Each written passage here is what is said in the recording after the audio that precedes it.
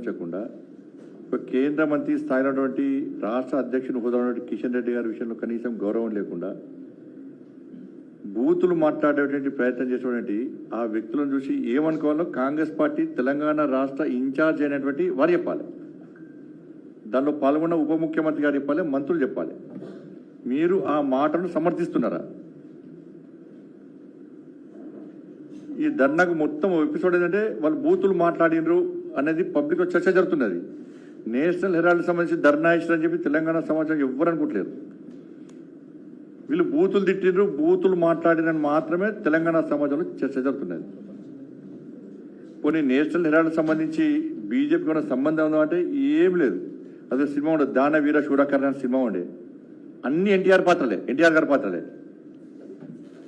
దీనిలో కూడా అన్ని కాంగ్రెస్ పార్టీ వాళ్ళే, హీరో వాళ్ళే, విలన్ వాళ్ళే, బ్రోకర్ వాళ్ళే, జోకర్ వాళ్ళే.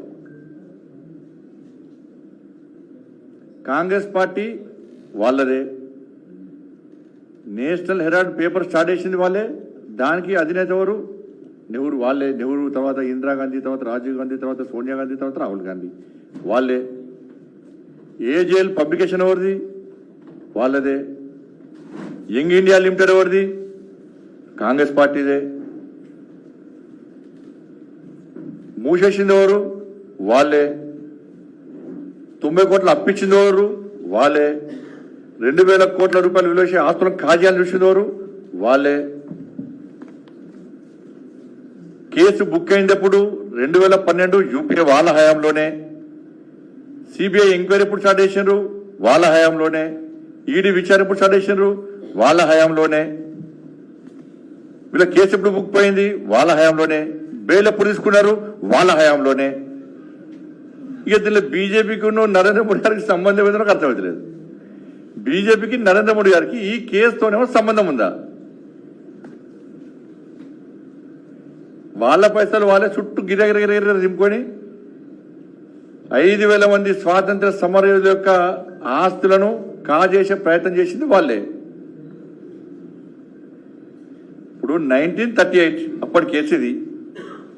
నెహ్రూ రేషరు నేషనల్ హెరాల్డ్ పత్రికను స్థాపించారు. 5,000 మంది ఫ్రీడమ్ ఫైటర్స్ దీనిలో share holders. Associated general limited AJL సంస్థ పేరు పబ్లికేషన్ పేరుతోని ఈ పత్రికను ప్రింట్ చేస్తున్నారు. ఇది రాను ఒకప్పుడు చాలా ఫేమస్ పేపర్. రాను నష్టాల కారణంగా 2008లో ఈ పత్రికను మూసేసారు. ఎందుకంటే 90 కోట్ల రూపాయల అప్పులున్నాయని చెప్పి ఈ పత్రికను మూసేసారు. ఇది కాంగ్రెస్ పార్టీ పత్రిక. ఈ పత్రికను ఆదుకోవాలని చెప్పి కాంగ్రెస్ పార్టీ నిర్ణయించింది. సోనియా గాంధీ చైర్పర్సన్ దానికి నిర్ణయం చేంజ్ చేసారు. 2010లో యంగ్ ఇండియా ప్రైవేట్ లిమిటెడ్ పేరుతో కంపెనీ స్టార్ట్ చేసారు.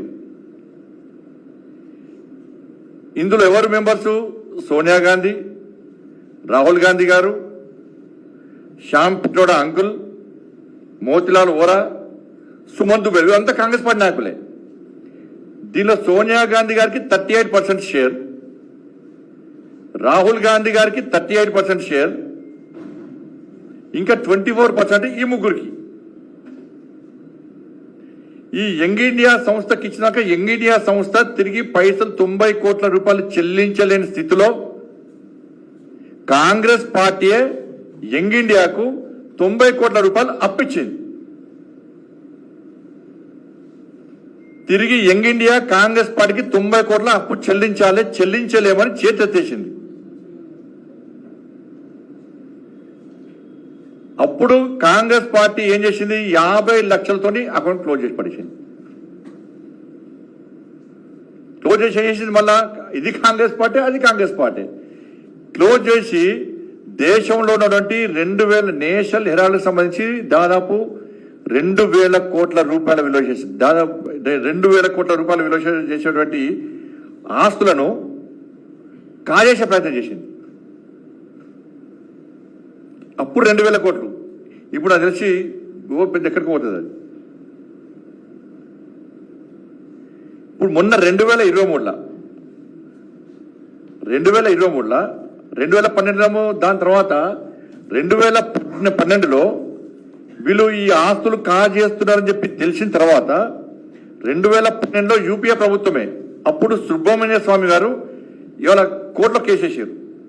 ఢిల్లీలోని రౌస్ ఎవెన్యూ కోర్టులో ఈ కేసు దాఖలైంది 2012లో. 2013లో యూపీఏ ప్రభుత్వం సిబిఐ విచారణకు ఆదేశించింది. అప్పుడు అరెస్ట్ కాకుండా 2013లో అరెస్ట్ కాకుండా యూపీఏ ప్రభుత్వ హయాంలోనే సోనియా గాంధీ గారు రాహుల్ గాంధీ గారు బెయిల్ చేసుకున్నారు. 2013 నుంచి ఇప్పటి వరకు కూడా వాళ్ళు నిందితులే, బెయిల్ చేసుకున్న నిందితులు వాళ్ళు. 2013 నుంచి ఇప్పటి వరకు కూడా బెయిల్ తెచ్చుకున్న నిందితులుగా వాళ్ళు మిగిలేరు. వాళ్ళు 2023లో ఏజేఎల్ సంస్థకు చెందినటువంటి 661 కోట్ల రూపాయల విలువైన ఆస్తులను, యంగ్ ఇండియా లిమిటెడ్ సంబంధించి 751 కోట్ల విలువైన ఆస్తులను ఈడీ స్వాధీనం చేసుకున్నది. దీనిలో సోనియా గాంధీ, రాహుల్ గాంధీ ప్రధాన నిందితులుగా పేర్కొంటూ మొన్న ఛార్జ్షీట్ వేసారు. కేసు ఫైల్ అయిన తర్వాత ఇన్ని సంవత్సరాలుగా ఛార్జ్షీట్ వేయలే. ఛార్జ్షీట్ వేయాల్సిన బాధ్యత ఉంటుందా ఉండదా? ఒక కేసు ఫైల్ అయిన తర్వాత ఆ కేసుకు సంబంధించి పూర్తి వాళ్ళతో ఛార్జ్షీట్ దాఖలు చేయాల్సిన బాధ్యత సంబంధిత సంస్థల మీద ఉంటుంది. దాన్ని గుర్తించిన తర్వాతనే గతంలో బెయిల్ తీసుకున్న నిందితులుగా మొత్తం పూర్తి విచారణ జరిపిన తర్వాత వాళ్ళ 998 కోట్ల రూపాయల మనీ లాండరింగ్ పాల్పడ్డట్టు తేలిన తర్వాత ఆ విచారణ జరుగుతుంది కాబట్టి ఇవాళ ఛార్జ్షీట్ ఫైల్ చేశారు. ఇది 2012లో స్టార్ట్ అయింది. 2011 అప్పటి నుంచి ఇప్పటి వరకు కూడా ఇది నడుస్తూనే ఉన్నది. ఇప్పుడు దీనిలో భారతీయ జనతా పార్టీకి, నరేంద్ర మోడీ గారికి, కిషన్ రెడ్డి గారికి ఏమైనా సంబంధం ఉందా? పత్రిక సాడేసింది మీరు మీ హయాంలోనే, పత్రిక మూసేసింది మీ హయాంలోనే, పత్రిక సంబంధించి ఆస్తులు కొలగొట్టాలనుకున్నది మీ హయాంలోనే, కేసు వేసింది మీ హయాంలోనే, సిబిఐ విచారణ జరిపింది మీ హయాంలోనే, మీరు బెయిల్ తెచ్చుకున్నది మీ హయాంలోనే, అన్ని మీ హయాంలోనే జరిగినాయి. ఇప్పుడు భారతీయ జనతా పార్టీ తిట్టిపోతున్నది అర్థం కాదు. ఈ డూప్లికేట్ గాంధీ కుటుంబం అంటే ఏమనుకుంటే సోనియా గాంధీ ఇటలీ వారసులు కాబట్టి ఈ భారతీయ చట్టాలు పనిచేయ కావచ్చు. మరి ఆ దృష్టికోణంతో ఆలోచిస్తారు కావచ్చు. మరి వీళ్ళు భారతీయ చట్టాలు సోనియా గాంధీ గిట్లా పనిచేయ కావచ్చు.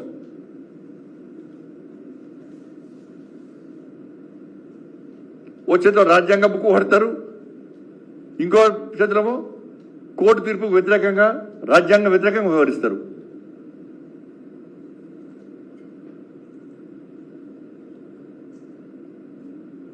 ఇవాళ కేవలము ఈ నేషనల్ హెరాల్డ్ సంబంధించి అరే తప్పు జరిగితే రేపు కోర్టు తీర్పిస్తుంది. మీరు తలకాలు ఎడబెట్టుకుంటారు. రేపు ఇది వట్టే పోయేది కాదు, మీరు ఆపితే మేము ఆపితే ఆగేది కాదు. ఇది కోర్టు పరిధిలో ఉంది. రేపు కోర్టు న్యాయ విచారణ జరిపిన తర్వాత వాస్తవాలు చూసిన తర్వాత రేపు తీర్పిస్తే 100% తీర్పిస్తుంది. రేపు తలకాలు ఎడబెట్టుకుంటారు. ఏదో సుప్రీంకోర్టు వ్యతిరేకంగానో వీళ్ళ కోర్టు వ్యతిరేకంగా ధర్నా చేస్తారా? ఎవరి దగ్గర ధర్నా చేస్తారు? వీళ్ళు ధర్నా చేయాల్సింది జనపద్ దగ్గర ధర్నా చేయాలి. సోనియా గాంధీ, రాహుల్ గాంధీ ఇంటి ధర్నా చేయాలి. ఎందుకంటే ఈ 2000 కోట్ల రూపాయల ఆస్తులో కాంగ్రెస్ పార్టీ కార్యకర్తల వాటా ఉంది. ఇది కాంగ్రెస్ పార్టీ పేపర్. పోయి ధర్నాలకు అక్కడ వేయాలి. నేషనల్ హెరాల్డ్ సంబంధించి సోనియా గాంధీ గారిని, రాహుల్ గాంధీ గారిని ఛార్జ్షీట్లో పెట్టారంటే బెయిల్ తీసుకున్నదే వాళ్ళే. మీ ప్రభుత్వాన్ని బెయిల్ తీసుకున్నారు. బెయిల్ తీసుకున్న నిందితులు ఛార్జ్షీట్ ఇవ్వకుండా ఏం చేస్తారు? వీళ్ళు ఏం చేయలేదు. అసలు నేషనల్ పత్రిక లేనేదని ఛార్జ్షీట్ దాఖలు చేయమంటారా? వాస్తవాలు విచారణ ఇన్ని సంవత్సరాలు విచారణ జరిపారు. 2013 నుంచి 12 నుంచి విచారణ జరుగుతున్నది. ఇన్ని సంవత్సరాలు విచారణ జరిగిన తర్వాత ఇప్పుడు ఛార్జ్షీట్ దాఖలు చేశారు. ఆ సంస్థలకు బీజేపీకి సంబంధం ఏంది? ఆ సంస్థలకు మోడీ గారికి సంబంధం ఏంది? ఆ సంస్థలకు కిషన్ గారికి సంబంధం ఏంది? ఎవరి సంబంధం ఉంది అలా?